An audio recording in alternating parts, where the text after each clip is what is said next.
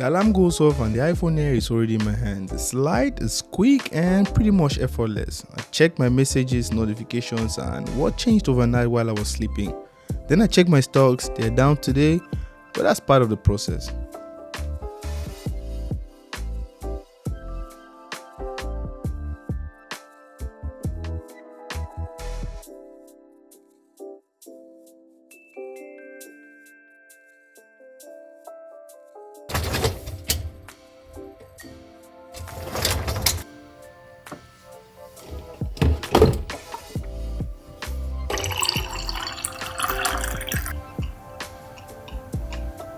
Hello guys, it's Deril here, back again with another day in a live video. In this series I try to use some tech gadgets and put them through a test throughout my day and see how they fit into my lifestyle. So today is the iPhone Air, Apple's newest bad boy in the lineup. Normally I bought this phone as a backup device, which I believe many people do, but today I've decided that I'm gonna use this phone as my only phone. Yesterday I changed my SIM card and put it on here. Apple says this phone can last a full day on a single charge. In this video we're about to find out if that's true or Apple is just capping. I woke up today on a full charge, but now the time is 12 minutes past 9 and the battery is at 90%. Of course I used it to play some lo-fi music this morning, but that's how I use my phone. So I'm gonna be using this phone normally without sugarcoating anything. But what I'm most excited about is that I got tickets for the Toronto Auto Show today. So if you love cars, you're in for a treat in this video. Okay, enough yapping. I think it's time for me to head to the gym. Before I head to the gym, let me quickly break this down for you. This is the iPhone Air and honestly, it's the most different iPhone in the 17 lineup. It comes in 4 colorways: sky blue, light gold, cloud white and space black. But the sky blue, this one got me. That's why I'm using it. Apple calls this the thinnest iPhone ever, but with the power of the Pro. You're getting a 6.5-inch Retina XDR display, a 48 megapixel fusion camera system, and it's powered by Apple's new A19 Pro chip. And for me, this phone brings back memory of the iPhone XR. This was my first ever iPhone after switching from Samsung. It's simple, clean, and different from everything else Apple was doing at that time. The iPhone Air kind of feels like that again for me. It's minimal, lightweight, but still powerful. Right, let's head to the gym.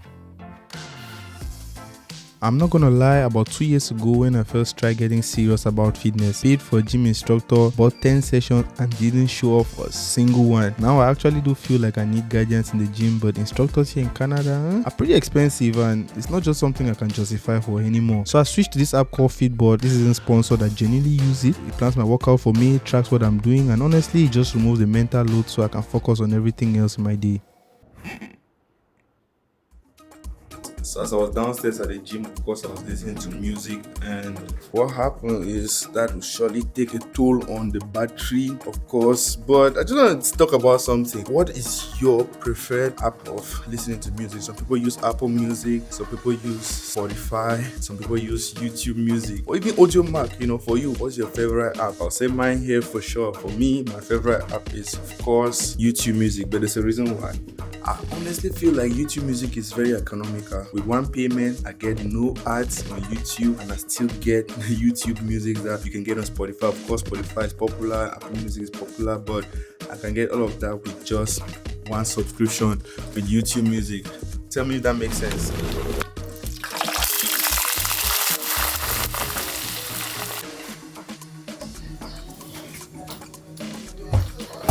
I'm not gonna lie, there was a video I was working on yesterday. I have some shots that I'm gonna take today when I go out. So I wanted to write that down, so my roommate of course helped to make breakfast. I'll watch some YouTube videos while I'm eating, shower, and then head out to the Canada Auto Show.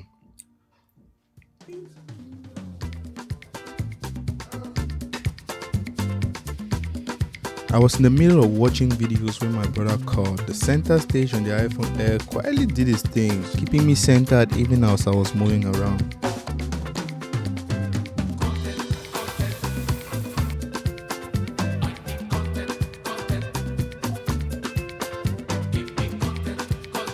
Alright guys, check out the fit today. Tell me how I did.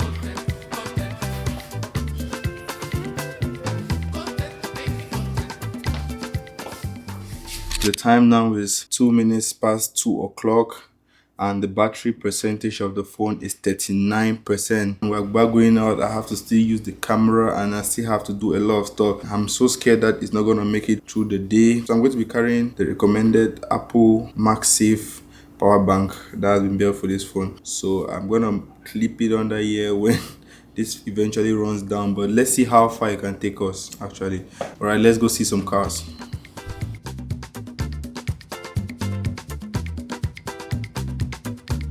While driving, this is where the display really matters. Apple Maps stays sharp, readable and smooth even with changing lights. The Retina XDR panel gets bright enough so that I don't have to tilt the phone, and the refresh rate keeps the animations fluid when moving.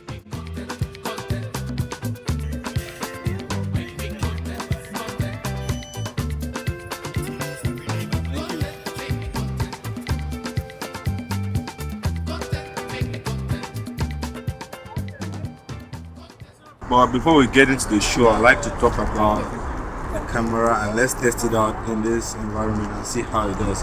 Remember, this does not have telephoto lens or wide lens. We have been gifted with one single lens here. We can go 1x and 2x on this camera. I'm standing right in front of the CN Tower, so I'm going to take a picture of the CN Tower.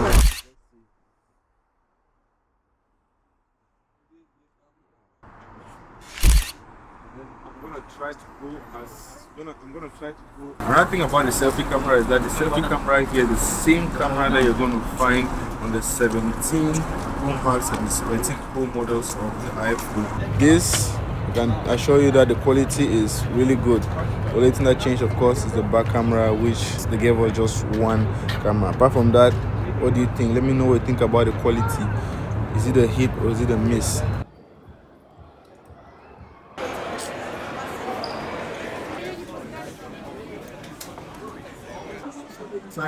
Which are 353.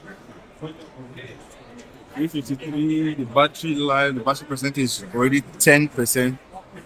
Now we started taking pictures of the cars here. Like.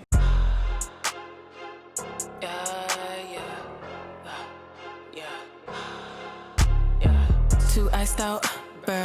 Somebody get me a blanket. Anemic so I cannot take it. Alaska my watch someone baked it. He got an egg on his head so I bacon. Put on my switch and the lock turned to vacant. Told me to freeze my ass already waiting. Flicked down my wrist and I started shaking. Too iced out. Somebody get me a blanket. Anemic so. The time now is 4:44 p.m. and the phone is 1%. This is the moment where the phone gives up on us. But it's time for us to put the battery on. Currently charging right now.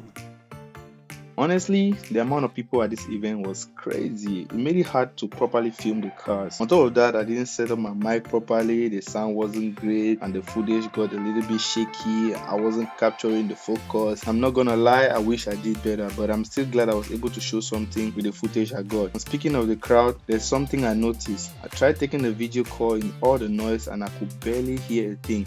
I had to switch to my AirPods, and this is where the phone comes short again. Because of the single speakers, it's not ideal for loud environments.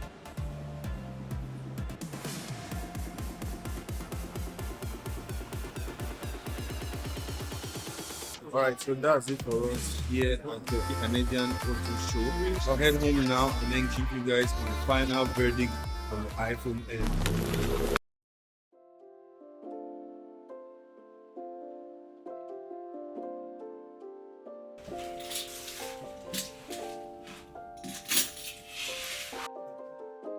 Damn, we're back.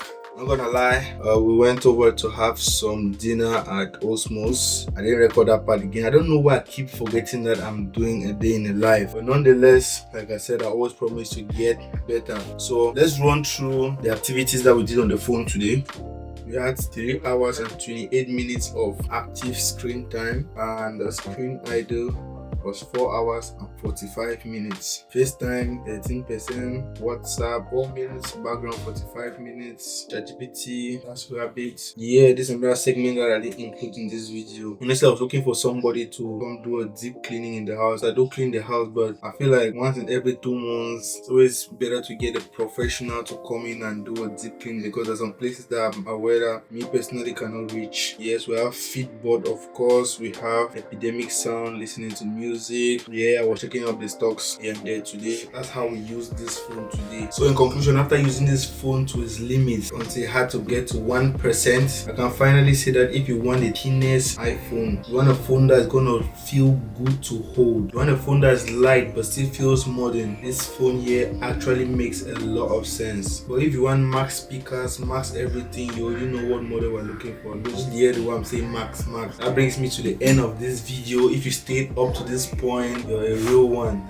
Thank you very much for watching. Please subscribe to the YouTube channel and see you on the next one.